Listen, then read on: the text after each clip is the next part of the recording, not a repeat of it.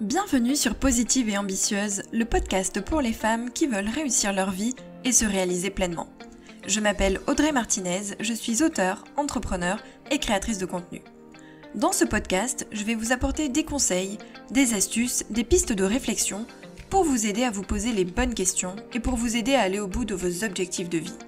N'hésitez pas à vous abonner pour recevoir les prochains épisodes et n'oubliez pas de laisser un avis 5 étoiles pour me permettre de gagner en visibilité et de faire connaître mon travail. C'est parti pour l'épisode, bonne écoute!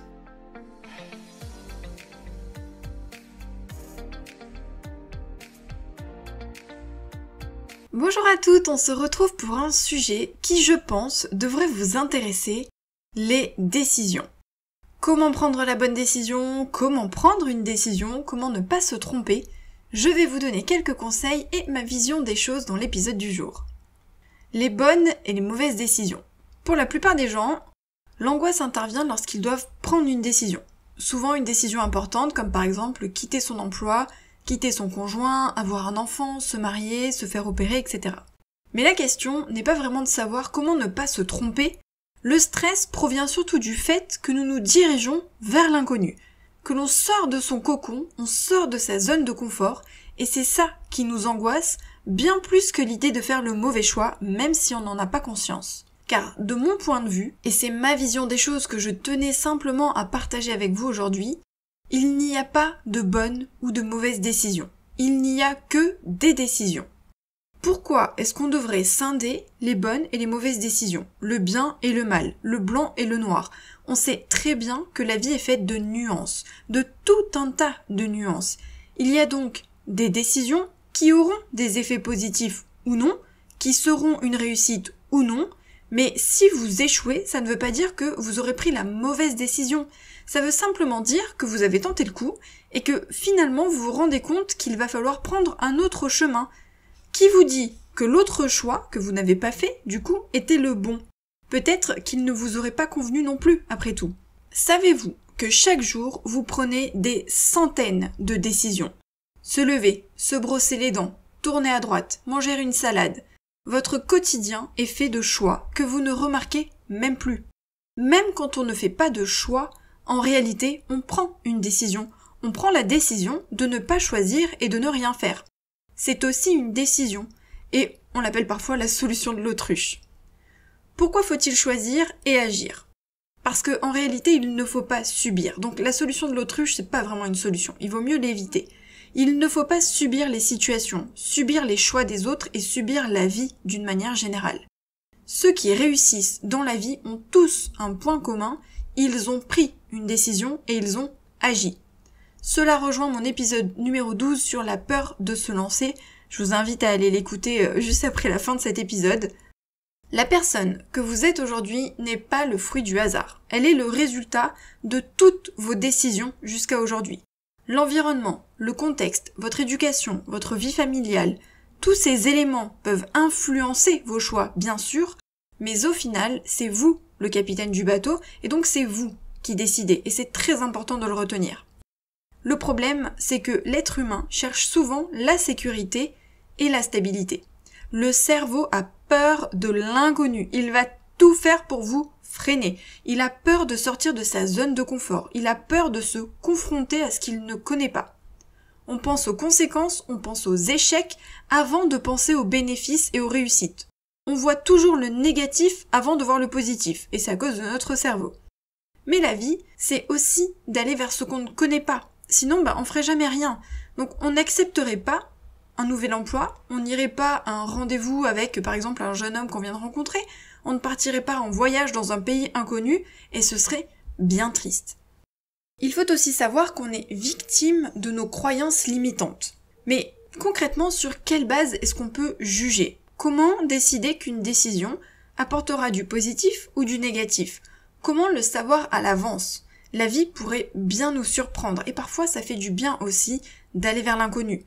C'est la raison pour laquelle il faut décider, tout simplement, en son âme et conscience, en s'écoutant, en se faisant confiance, en utilisant sa tête mais aussi son cœur, et on aura tout le temps ensuite de rectifier le tir si ça ne nous convient pas, de changer de voie ou pourquoi pas de s'épanouir pleinement, parce que oui, ça peut aussi parfaitement vous convenir.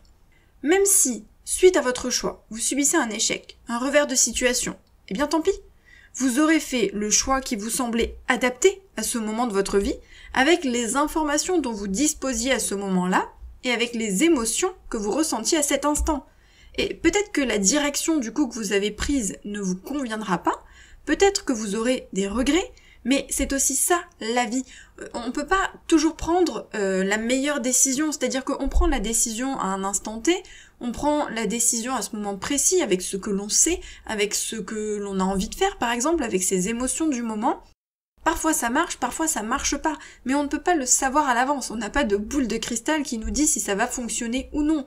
Et si ça ne fonctionne pas, ce n'est pas grave du tout. C'est normal parce que la vie, elle est faite de réussites et d'échecs, elle est faite de bons chemins et de mauvais chemins, on va dire. Elle est faite de toutes les expériences, qu'elles soient plus positives ou plus négatives. Et c'est comme ça qu'on se construit, c'est comme ça qu'on apprend. Échouer et se relever, c'est ça la vie. S'il n'y avait que des réussites, on n'apprendrait jamais rien. Alors pas de panique, la vie est totalement faite d'expériences, de réussites et d'échecs, et c'est normal. Alors comment faire pour prendre une décision qui nous convient? Et vous avez bien entendu, je n'ai pas dit comment faire pour prendre une bonne décision, parce qu'on ne peut pas le savoir à l'avance. La bonne décision, ça pourrait être la décision qui nous convient au moment où on doit la prendre, tout simplement. Il ne faut pas faire l'amalgame entre la bonne décision, c'est-à-dire la décision qu'on prend à cet instant précis, et les conséquences de cette décision. Souvent on dit une bonne décision par rapport à ses conséquences, mais les conséquences on ne peut pas les connaître. Par contre, ce que l'on sait, c'est si la décision nous convient à cet instant précis. Et donc je vais vous donner quelques conseils pour prendre la meilleure décision possible. Conseil numéro 1, ne vous embarrassez pas d'informations inutiles. Les chercheurs en neurosciences ont observé que plus nous amassons de données sur un sujet, plus nous avons d'informations, et plus nous nous éloignons en fait de l'essentiel. On se noie en fait au milieu de ces informations. Il devient difficile de distinguer ce qui est important de ce qui ne l'est pas. On mélange tout. Et notre cerveau ne peut gérer qu'une certaine quantité d'informations à la fois. Donc il va avoir tendance à retenir certains éléments et pas d'autres. Et peut-être que ces autres éléments qu'il ne retient pas étaient importants pour nous. Conseil numéro 2, écoutez vos émotions. Non, les émotions ne sont pas l'ennemi de la raison, bien au contraire. Les émotions, c'est un système perfectionné d'alerte. Et ce système est susceptible de nous donner des informations qui sont vraiment extrêmement précieuses sur une situation.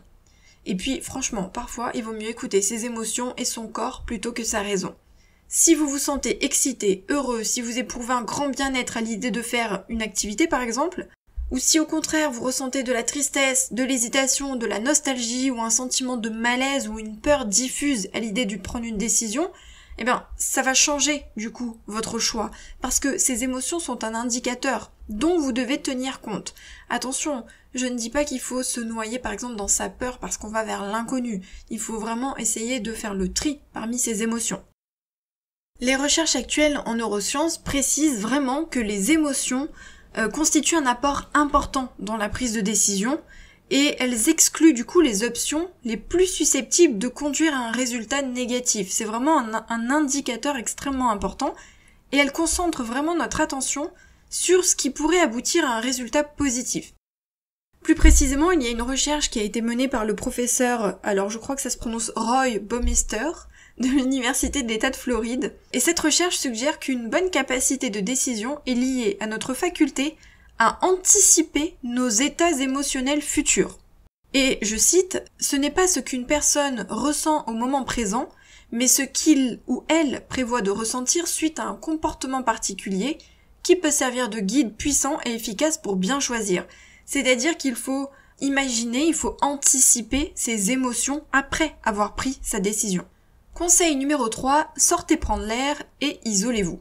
Si vous ne savez pas quelle décision prendre, si tout est flou, si vous êtes vraiment bloqué, si votre cerveau carbure à plein régime mais à vide, alors il faut faire comme Mozart qui trouvait l'inspiration lors de ses promenades. Il faut donc prendre l'air. Outre l'effet stimulant sur notre cerveau, bien évidemment, une petite marche décentre notre attention et nous libère du stress, c'est-à-dire qu'on pense à autre chose à ce moment-là, on prend l'air, on sort, on se promène, au lieu de rester par exemple coincé chez soi, à son bureau, dans sa chambre, dans son salon, à ruminer parce qu'on n'arrive pas à se décider. Ça nous permet donc d'y voir plus clair. Conseil numéro 4, tendez l'oreille aux messages matinaux. Soyez sûr que votre inconscient sait quelle est la bonne décision pour vous. Le problème, c'est qu'on a tendance à ne pas l'écouter, à ne pas l'entendre, parce qu'on ne sait pas comment faire. Ce qu'il faut faire, c'est capturer ces petits messages qui apparaissent au moment où on se réveille le matin. C'est pendant cette petite période, qui dure environ une dizaine de minutes, pas plus, que des informations émergent. Et elles peuvent être vraiment très pragmatiques, du genre j'ai oublié de répondre au mail de telle personne, ou plus stratégiques, en nous éclairant par exemple sur un problème qui vraiment nous perturbe depuis un petit moment. Conseil numéro 5, le feeling. Alors moi, c'est vraiment quelque chose qui compte vraiment pour moi, c'est le feeling. C'est-à-dire que je suis quelqu'un qui écoute énormément son intuition, ses émotions, pour prendre des décisions au quotidien. Et parfois, on n'a pas le temps de réfléchir pour prendre une décision. Parfois, on doit agir. Alors du coup, on le fait par instinct, au feeling, avec ses tripes. Et ça tombe bien parce que, en fait, les recherches les plus récentes, qui ont été toujours menées en neurosciences, révèlent que ces décisions intuitives sont souvent les meilleures. C'est-à-dire qu'on évite de réfléchir, on évite d'avoir plein d'informations, on évite de peser le pour et le contre, et au final, on se lance. Conseil numéro 6, ayez un objectif clair. Alors c'est bien beau de vouloir prendre une décision, mais encore faut-il savoir où on veut aller. Alors ok, on nous propose un super poste avec un salaire beaucoup plus important que ce qu'on a aujourd'hui. Mais est-ce qu'on veut vraiment des responsabilités en plus? Est-ce qu'on veut changer d'équipe? Est-ce qu'on veut changer de société? Est-ce qu'on veut gagner plus ou faire plus d'heures? C'est aussi des questions qu'il faut se poser. Il faut pas voir uniquement ce qu'on nous propose à ce moment-là, il faut vraiment se demander ce qu'on souhaite au fond, quel est notre but, quel est notre objectif.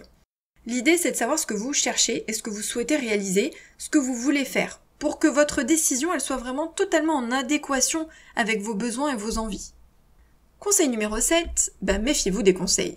Alors oui, demander conseil, ça peut vous permettre d'y voir plus clair. Évidemment, quand on est bloqué, ça peut être intéressant d'avoir l'avis d'autres personnes. Et par exemple, souvent, lorsque je doute, moi, sur une décision, j'en discute du coup avec mon compagnon, ce qui est normal. Quand on vit avec quelqu'un, en général, on a tendance à en parler à cette personne. On peut aussi en parler à ses parents ou à des amis. Et souvent, moi, c'est en discutant que du coup, la solution apparaît dans mon esprit. Par exemple, vous le savez, je suis auteur, donc j'écris des livres et parfois je suis bloquée sur une scène. C'est en allant discuter avec mon compagnon que je trouve la solution à mon problème. C'est-à-dire que ce qui me manquait apparaît au moment où j'en parle, alors même que peut-être il a même pas eu le temps de donner son avis, mais rien que le fait d'en parler me débloque. Alors parfois, juste, du coup, le fait de le dire à autrui, ça peut vous aider. Mais attention, méfiez-vous de l'avis des autres. Chacun donnera son avis, mais avec sa propre vision des choses, avec ses propres peurs et avec son propre filtre. C'est pas parce qu'il pense d'une certaine manière que c'est bon pour vous. C'est pas parce qu'il le ferait que vous devriez le faire, et inversement. C'est pas parce que votre ami prendrait telle décision qu'elle vous correspondra. Donc il faut aussi faire fi des avis des autres, surtout quand ils font tout pour vous freiner, évidemment, et se lancer malgré tout pour soi. C'est-à-dire qu'il faut prendre une décision en fonction de soi. Par contre, vos proches, vos amis et des personnes qui sont passées par là peuvent évidemment vous apporter leur expérience, vous apporter un éclairage nouveau et vous donner des conseils. Mais au final, c'est à vous de prendre la décision. Tous ces conseils pourraient juste vous aider à voir les choses sous un autre angle, avoir une autre vision de la situation. Pour conclure, je le répète, il n'y a pas de mauvaises décisions. Il n'y a vraiment que des décisions. Après, les conséquences peuvent vous convenir ou non, évidemment, c'est ça la vie. Elles pourront être positives ou négatives, et parfois les deux. Parfois c'est un petit méli-mélo, parfois on s'est fait une idée des conséquences et au final ce sera bien différent de ce qu'on avait imaginé. Parfois ce sera mieux, parfois ce sera moins bien. Votre vie s'en trouvera changée, bien sûr, mais c'est aussi ce qui fait qu'on évolue au quotidien, qu'on apprend et qu'on progresse vers une meilleure version de nous-mêmes. Donc, tout ce que vous pouvez faire, c'est prendre la décision qui vous semble la meilleure pour vous, pour votre vie, pour votre bien-être et selon vos objectifs de vie à ce moment précis, en fonction des informations que vous avez et en fonction de vos émotions du moment. Vous aurez tout le temps d'agir ensuite pour rectifier le tir si besoin. Mais ne stressez pas par avance pour quelque chose qui n'est pas encore arrivé. Vous ne pouvez pas prédire les conséquences de votre décision. Il y a des choses qui n'arriveront peut-être jamais. Donc juste croyez en vous, faites-vous confiance, faites du mieux possible à ce moment précis, et de toute manière la vie est faite d'expériences, et même si quelque chose vous paraît négatif, même si les conséquences vous paraissent négatives, bien peut-être que au contraire ça vous aidera à avancer vers quelque chose de beaucoup plus positif, et peut-être qu'il faut en passer par là pour arriver à votre objectif de vie et à ce que vous avez vraiment envie de réaliser dans votre vie. Donc essayez de voir le verre à moitié plein et de voir la situation de manière très positive, même si vous avez l'impression que tout est négatif. Voilà ce que je voulais vous dire pour les décisions. Vraiment, je pense que si on arrête de scinder les bonnes et les mauvaises décisions, ça aide à avancer plus facilement, plus sereinement et à être beaucoup moins stressé par la prise de décision. On se retrouve jeudi prochain pour un nouvel épisode. N'oubliez pas de vous abonner au podcast ou de laisser un petit commentaire 5 étoiles sur Apple Podcast si vous voulez me soutenir et soutenir mon contenu. Et puis, je vous dis à bientôt. Bye.